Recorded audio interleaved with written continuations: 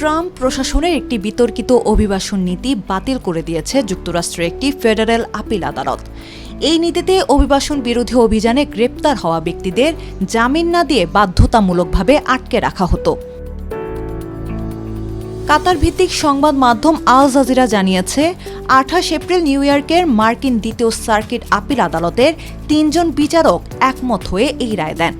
আদালতের রায়ে বলা হয়েছে, ট্রাম্প প্রশাসন কয়েক দশকের পুরনো একটি আইনের ভুল ব্যাখ্যা দিয়ে এই কঠোর নীতি চালিয়ে আসছিল। মজার বিষয় হলো, এই বেঞ্চের প্রধান বিচারক জোসেফ এফ বিয়াঙ্কোকে খোদ ট্রাম্পই নিয়োগ দিয়েছিলেন। রায়ের পক্ষে লিখতে গিয়ে বিচারক বিয়াঙ্কো বলেন, সরকারের এই নীতি মার্কিন অভিবাসন ব্যবস্থায় একটি ভূমিকম্পের মতো ঝাঁকুনি দিয়েছে। এটি কেবল ডিটেনশন সেন্টারগুলোতে ভিড় বাড়াচ্ছে না, বরং অসংখ্য পরিবারকে একে অপর থেকে আলাদা করে দিচ্ছে।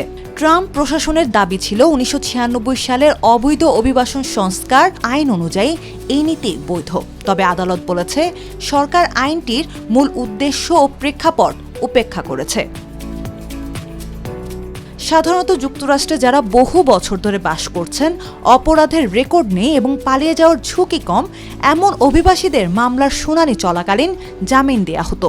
কিন্তু ডিপার্টমেন্ট অফ হোমল্যান্ড সিকিউরিটি 2025 সাল থেকে নিয়ম করে যে যুক্তরাষ্ট্রে 20 থেকে 30 বছর ধরে থাকা ব্যক্তিদেরও নতুন অনুপ্রবেশকারী হিসেবে ধরা হবে।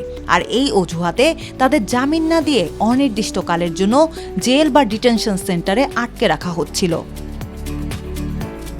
নিউ ইয়র্ক সিভিল লিবার্টিজ ইউনিয়নের আইনজীবী অ্যামি বেলশার এই রায়কে স্বাগত জানিয়েছেন। তিনি বলেন, সরকার চাইলেই কয়েক দশক ধরে বাস করা লাখ লাখ মানুষকে আইনের তোয়াক্কা না করে আটকে রাখতে পারে না। তবে এই ইস্যুতে সব আদালত একমত নয়। এর আগে অন্য দুইটি আপিল আদালত ট্রাম্পের এই নীতির পক্ষে কথা বলেছিল। যেহেতু বিভিন্ন আদালত ভিন্ন ভিন্ন রায় দিচ্ছে, তাই বিষয়টি শেষ পর্যন্ত মার্কিন সুপ্রিম কোর্টে গড়াতে পারে বলে ধারণা করা হচ্ছে।